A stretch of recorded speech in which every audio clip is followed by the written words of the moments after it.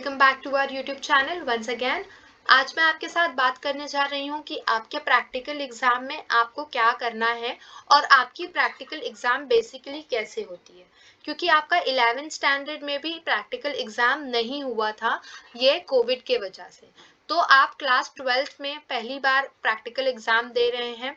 10th में भी आपने दी होगी, लेकिन 12th में थोड़ा सा डिफरेंट सिनेरियो होता है।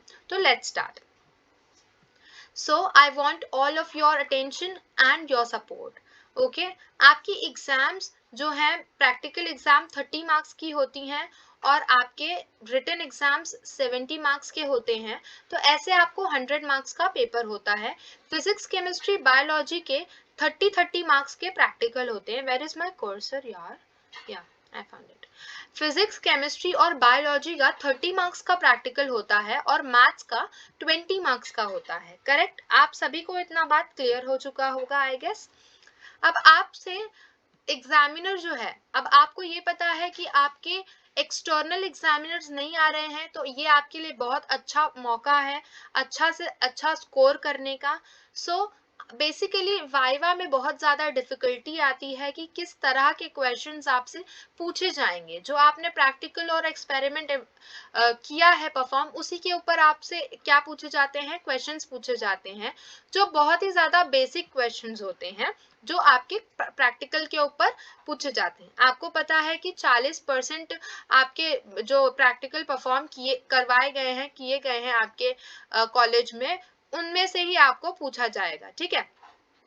सो आपको इस बार बहुत अच्छा चांस है कि 30 आउट ऑफ 30 आप स्कोर कर सकते हो, बिकॉज अगर आपने प्रैक्टिकल में 30 आउट ऑफ 30 स्कोर कर लिया, तभी आप क्या कर पाओगे, आप 100 आउट ऑफ 100 स्कोर कर सकते हो फिजिक्स केमिस्ट्री बायोलॉजी और मैथ्स में। ओके तो आपसे बेसिकली बायोलॉजी में डेफिनेशंस, फिजिक्स में भी डेफिनेशंस एंड केमिस्ट्री में भी डेफिनेशंस पूछने की बहुत ज़्यादा चांसेस होते हैं, क्योंकि यही सारे कॉमन बेसिक से क्वेश्चंस हैं जो आपको प्रैक्टिकल में लोग पूछते हैं। जैसे डेफिनेशन आपसे पूछा जा सकता है। फॉर एग्जांपल बहुत सारे प्रैक्टिकल्स आपके सेल डिवीजन के ऊपर है, तो अगर आपको सेल डिवीजन वाला प्रैक्टिकल दिया है परफॉर्म करने के लिए, तो अब आपको पूछ सकते हैं कि what is cytology, define cytology and for example define anemophily. ये सारी चीजें आपसे पूछी जा सकती हैं। ठीक है? फिर आपको सेकंड क्वेश्चन जो बहुत मेन क्वेश्चन होता है, जो हमेशा पूछा ही जाता है, व्हाट और व्हाई। अधिकतर क्वेश्चन व्हाट और व्हाई से ही स्टार्ट होते हैं कि ये जो प्रैक्टिकल, ये जो एक्टिविटी आप परफॉर्म कर रहे हो, वो किस लिए परफॉर्म कर रहे हो और इससे क्या रिजल्ट आपको मिलने वाला है। हालांकि आप इसको मार्क्स गेन करने के लिए परफॉर्म कर रहे हो, लेकिन आप ऐसा तो अपने एग्जामिनर को बोलोगे नहीं। तो आपको ये पता होना चाहिए कि जो एक्टिविटी और एक्सपेरिमेंट मैं कर रही हूँ या कर रहा हूँ, उसका क्या रीजन है और उसको किस लिए परफॉर्म किया जाता है। अब आपको केमिस्ट्री और फिजिक्स में यूनिट्स पूछ सकते हैं, डायमेंशंस पूछ सकते हैं, फॉर्मूलाज तो उनकी जान है, फॉर्मूलाज तो पूछते ही पूछते हैं। केमिस्ट्री में आपको पीरियोडिक टेबल में से एक कोई भी एलिमेंट उठाकर उसका valency, atomic number, atomic mass पूछा जा सकता है। और मैथ्स में आपको कोई भी 4 एग्जाम्पल्स, सम्स दिए रहेंगे जो आपको सॉल्व करना है for 20 marks. Okay so I hope ये आपको क्लियर है कि क्या एग्जैक्टली क्वेश्चंस आपसे पूछा जाता है। तो आउट ऑफ द बॉक्स कुछ नहीं पूछा जाता, मुर्गी पहले आई या अंडा पहले आया, ये सारी चीजें नहीं पूछी जाती। बहुत सिंपल सा जो आपने पढ़ा होता है वही सारी चीजें आपसे पूछी जाती हैं। अब यहाँ पर स्टूडेंट्स के लिए मैं बोलूंगी कि आपको पैनिक नहीं करना है। आप फर्स्ट टाइम ये जो प्रैक्टिकल है वो प्रैक्टिकल एग्जाम दे रहे हो, क्योंकि 11th में भी नहीं किया, फर्स्ट सेम में भी नहीं हुआ, तो कोई भी आपको 3 घंटा मिलेगा। किसी भी जल्दबाजी में मत रहिएगा कि आपको 3 घंटे का प्रैक्टिकल 2 घंटे में कवर करके जॉब पे जाना है, आपके बीवी बच्चे भूखे मर रहे होंगे घर पे, ऐसा नहीं है। तो पूरा का पूरा 3 घंटा यूटिलाइज करिए और अच्छे से अपना प्रैक्टिकल एग्जाम दीजिए। सिली मिस्टेक्स को अवॉइड करिए। सिली मिस्टेक्स किससे आती हैं? सिली मिस्टेक्स पैदा होती हैं, जन्म लेती हैं कंफ्यूजन से। आपको समझो पता नहीं चल रहा है कि कहाँ पे क्या चीज लिखनी है, तो आप कहीं भी कुछ भी लिख सकते हो, तो ये क्या काउंट हो गया? सिली मिस्टेक्स में काउंट हो गया। तो ये सारी चीजें आप कैसे दूर करोगे? जैसे अगर आपको कुछ समझ में नहीं आ रहा कि किधर लिखना है, तो आपके स्कूल कॉलेज की ही टीचर्स हैं, आप उनसे जाकर अच्छे से पूछ सकते हो। आपको ईगो नहीं शो करना है, अच्छे से पूछना है। ठीक है? अब आगे देखते हैं। प्रैक्टिकल एग्जाम में आप 5 तरह से आपके मार्क्स को डिस्ट्रीब्यूट किया है। जो 30 मार्क्स है उसको 5 स्टेजेस में डिस्ट्रीब्यूट किया है। पहला है 1 लॉन्ग एक्सपेरिमेंट जो 10 मार्क्स के लिए होगा। आपको 3 घंटे के लिए पूरा 3 घंटा मिलेगा, जिसमें से 1.5 घंटा आपको एक लॉन्ग एक्सपेरिमेंट के लिए पूछा जाएगा। 1 शॉर्ट एक्सपेरिमेंट 5 मार्क्स के लिए 45 मिनट्स आपको मिलने वाले हैं। उसके लिए कोई भी एक एक्टिविटी आपको परफॉर्म करनी है सॉरी उसके लिए आपको 5 मार्क्स मिलेंगे और 30 मिनट आपको दिए जाएंगे। वाइवा आपका लेंगे जो भी एक्सपेरिमेंट और एक्टिविटी के बेसिस पे, और 5 मार्क्स आपको उसमें मिलेंगे और 15 मिनट्स आपको वाइवा में देने पड़ेंगे। फिफ्थ जो स्टेप है वो आपकी सर्टिफाइड जर्नल, मतलब आपकी जर्नल जो है वो पूरी तरह से कंप्लीट होनी चाहिए। कवर अगर बोला है कॉलेज में तो उसको चढ़ा लो, नहीं बोला है तो इट्स ओके और आप उसको बराबर से चेक करवा लो और कॉलेज का स्टैंप लेना जरूरी है, ठीक है। और उसके लिए आपको 5 मार्क्स मिलेगा अगर आपकी जर्नल एकदम अच्छे से कंप्लीट है और सही तरीके से आपने उसको लिखा है तो ही। 15 मिनट ये तो आपकी मैम के ऊपर डिपेंड होता है कि वो कितना टाइम ले रही हैं चेक करने में। टोटल मार्क्स 30 मिनट होता है, जिससे आप पासिंग मार्क्स 11 मार्क्स हैं। प्रैक्टिकल में पास होने के लिए 11 मार्क्स आपको एटलीस्ट लाना है, लेकिन आप सभी का टारगेट होना चाहिए 30 आउट ऑफ 30 लाने का।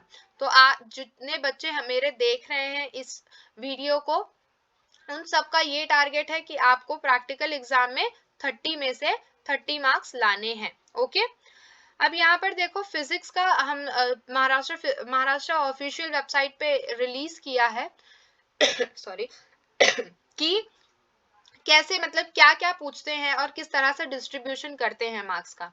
तो जो लॉन्ग एक्सपेरिमेंट होगा वो 1.5 घंटे के लिए होगा, 10 मार्क्स के लिए होता है। ये जो डायग्राम्स वगैरह है वो 1 मार्क्स के लिए। फिर जो अपैरेटस आप कनेक्ट कर रहे हो वो 1 मार्क्स उसके लिए मिलता है। Explanation of formulas and laws उसके लिए 1 मार्क्स। और फिर जो आप परफॉर्मेंस जो प्रॉपर रीडिंग निकाल रहे हो, क्या आपकी ऑब्जर्वेशन करेक्ट है, उसके लिए 3 मार्क्स। मतलब performance with proper recording of observation उसके लिए 3 मार्क्स आपको मिलते हैं। अगर ग्राफ है, कैलकुलेशन है तो 2 मार्क्स, उसके लिए 2 मार्क्स रहता है। अगर आपने राइट किया, ग्राफ बनाए, राइट कैलकुलेशन बराबर से किया तो आपको 2 मार्क्स मिलेंगे उसके। और फिर आपका आखिरी में जो प्रॉपर यूनिट आपने डाला है कि नहीं वो बात का ध्यान रखना है, और जो कंक्लूजन है उसके लिए अगर बराबर है तो आपको 2 मार्क्स मिलेंगे।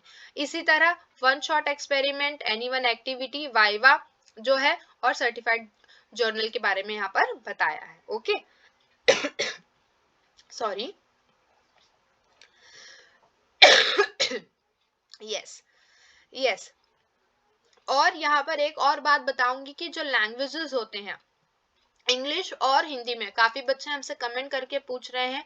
तो बेसिकली इंग्लिश में आपको कोई ना कोई टॉपिक दे दिया जाता है जिसमें आपको स्पीच बोलना होता है या फिर उसको इलाबोरेट करना होता है, एक्सपांशन ऑफ आइडिया, रीडिंग करने के लिए पूछ सकते हैं। और हिंदी में आपको रीडिंग करने के लिए पूछते हैं, या फिर जो आपके जैसे जो रेडियो जॉकी वगैरह ऐसे जो चैप्टर्स हैं उनके कुछ ब्रीफ आंसर्स के ओरल लेते हैं, और आपको कुछ हार्ड वर्ड्स देते हैं, 10 हार्ड वर्ड्स देते हैं जिनको आपको वो ओरली डिक्टेट करते हैं जो प्रोफेसर होते हैं, और आपको लिखना होता है। इस तरह होता है इंग्लिश और हिंदी में। इंग्लिश और हिंदी में डिपेंड करता है कि आपके कॉलेज में आपसे क्या ले रहे हैं। मोस्टली स्पीच लेंगे, कोई आपको टॉपिक दिया जाएगा वो आपको बोलना है 5 मिनट तक, एंड आपसे रीडिंग ले सकते हैं, और हिंदी में मैंने जो बताया वो आपसे करवा सकते हैं। सो इतना ही था, जरा भी पैनिक नहीं होना है, और हमेशा आपका टारगेट होना चाहिए कि आपको 30 out of 30 physics, chemistry, biology में, और 20 आउट ऑफ 20 लैंग्वेजेस में, इंग्लिश में एंड मैथ्स में आपको स्कोर करना है। बिकॉज अगर आपका जैसे कोई सब्जेक्ट वीक है तो समझो अगर आपने 30 मार्क्स ऑब्टेन कर ली, गेन कर लिया प्रैक्टिकल में, तो अगर आप देखो 9 मार्क्स या 8 मार्क्स या 7 मार्क्स या 5 मार्क्स, रिटर्न में अगर आप 5 मार्क्स भी स्कोर करते हो तब आपको 35 मार्क्स मिल रहे हैं, और आप बराबर आराम से पास हो रहे हो, मतलब लटक के पास हो रहे हो। या फिर आपको समझो 27 मार्क्स मिला, इससे कम तो जरा भी बिल्कुल भी मिलना नहीं चाहिए बच्चों को। 27 मार्क्स मिला, तो भी आप कितना, आपको 10 मार्क्स, अगर आप 10 मार्क्स भी रिटन एग्जाम में ला रहे हो तो बराबर आपका 37 हो रहा है। तो जैसे अगर आपकी किसी भी सब्जेक्ट में पढ़ाई नहीं हुई है, कोई भी सब्जेक्ट बहुत ज्यादा आपको डिफिकल्ट लगता है, तो आप ऐसे कर सकते हो, ठीक है। तो पैनिक नहीं होना, और आपके पास ये गोल्डन अपॉर्चुनिटी है कि 40% आपका प्रैक्टिकल एग्जाम है, 40% में से ही आपको आने वाला है, एक्सटर्नल टीचर नहीं आने वाले। बहुत बड़ी अपॉर्चुनिटी है, इसको हाथ से मत जाने दो, और 30 में से 30 आउट स्कोर करने की पूरी कोशिश करो। Okay, so thank you for watching this video. I hope it is helpful for you. Please ज्यादा से ज्यादा बच्चों तक शेयर करो, बिकॉज वो भी बहुत ज्यादा डरे हुए हैं, उनको शायद ये वीडियो हेल्पफुल लगे, और आपका भी फायदा होना चाहिए और दूसरों का भी फायदा होना चाहिए, इसके लिए मैंने ये वीडियो बनाया है। तो please support us, and all the best for your exams. Thank you.